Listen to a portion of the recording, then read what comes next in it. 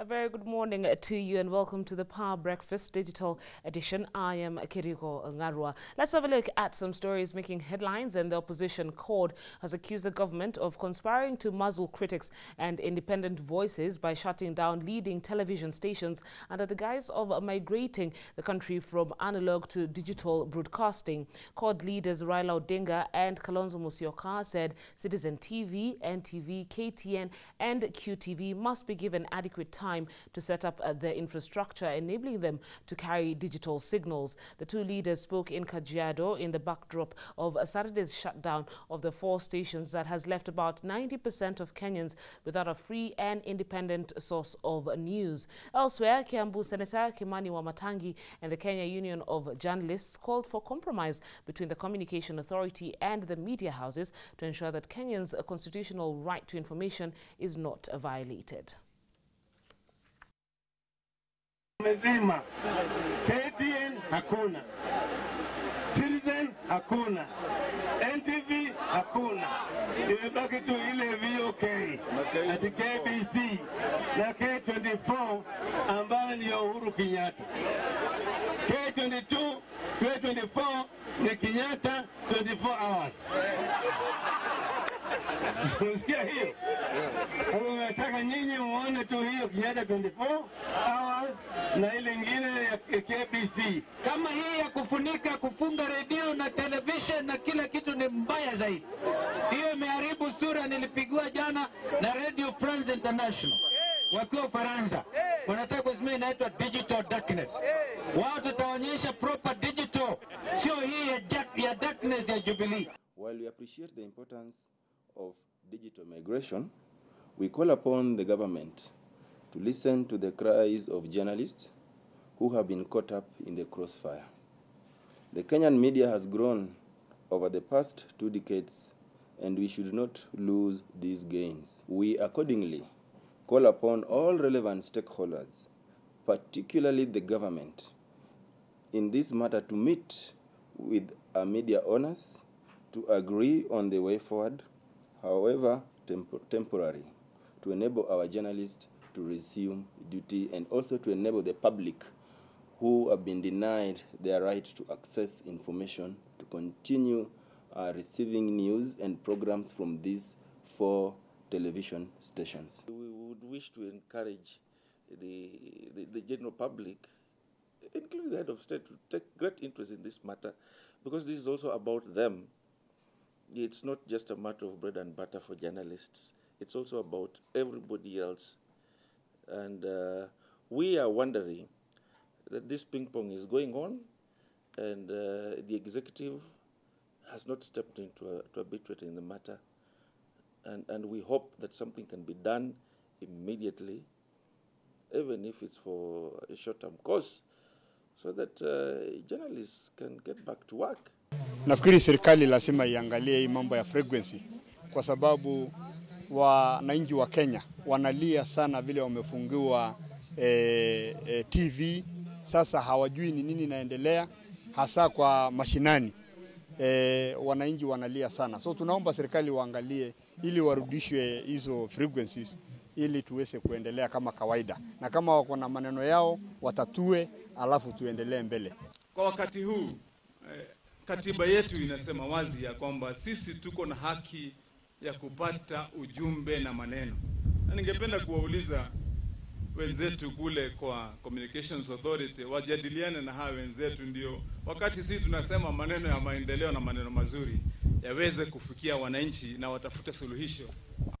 The problem here is that serikali hawaelewi kwamba hii mambo ya kuswitch to digital is not the problem of the TV station. Citizen has money. KTN has money. KBC has money. Yeah? All these NTV has money. They can switch whenever they want. But the problem ni wananchi wenyewe. Sasa nyinyi mkiswitch, alafu sisi wananchi wa kawaida hapa raia hapa chini wataona news wapi? So we want to tell the government that the switching of these frequencies to digital was ill-advised. We want to tell them that we want to give chance to our people to get information. Asante sana. The High Court has issued an injunction stopping Labour Cabinet Secretary Kazungu Kambi and Katondo South Member of Parliament Moses Kuria from defaming a central organization of trade unions boss Francis Atwoli. Justice Mabea issued the orders after 6 top court officials moved to court seeking orders to restrain the Cabinet Secretary and 5 politicians from linking them to the murder of slain Kabete Member of Parliament George Mushai. We are awaiting directions of the judge, but we are seeking immediately orders of injunction to restrain them from repeating such reckless utterances. One of the slain Kabete Member of Parliament, George Mushai's bodyguards, was yesterday laid to rest in Transmara West amidst calls to arrest and punish the killers. Samuel Ole Kakena was buried in Mutengwar village in Transmara West, Narok County, in a ceremony attended by several leaders, among them Kiambu Senator Kimani Wamatangi and Nairobi Police Commander Benson Kibue. Kakena was shot dead alongside Mushai, another bodyguard and driver, during an attack on February 7th. Kakena, who was eulogized as a hard-working and diligent officer, leaves behind 6 children. Meanwhile, a Nairobi court allowed police to hold 5 suspects accused of shooting the MP and his aides for 22 days as investigations are wrapped up. This followed an application by police who say the release of suspects would jeopardize investigations.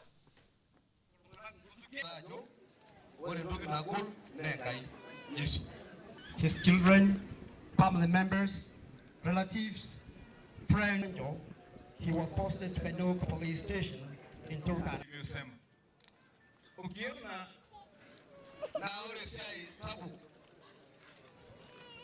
And colleagues in the Kenya Police. The Electoral Commission yesterday formally cleared Jubilee and CORD candidates to contest the Kajiado Central by-election. Patrick Ole Tutui of the Jubilee Alliance Party and Elijah Memusi of CORD were cleared to vie for the March 16th by-election. Opposition Chief Raila Odinga and the leader of the majority in the National Assembly, Aden Duale, were in Kajiado to set the tempo for what is promising to be a titanic battle between the rival coalitions for the seat that was previously held by Cabinet Secretary for Internal Security Joseph Nkaiseri.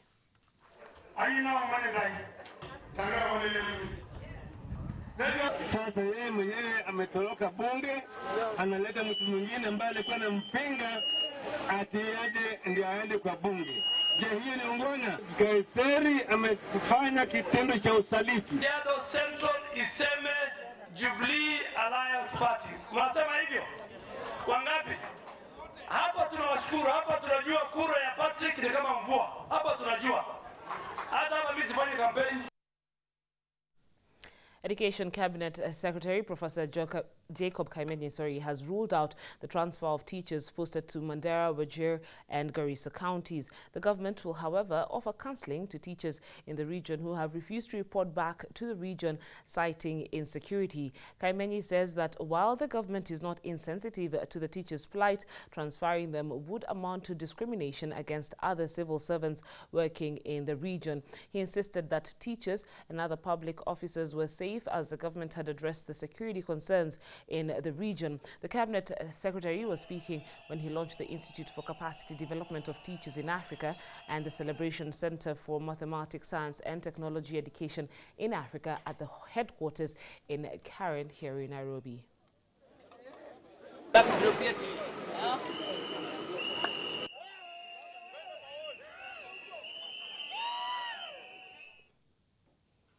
Well, we've come to the end of the Power Breakfast online edition. Thank you very much for joining us. But remember, click here if you want to receive any more news as the days go by. Thank you very much. I am Kirigo Ngarwa. Good morning.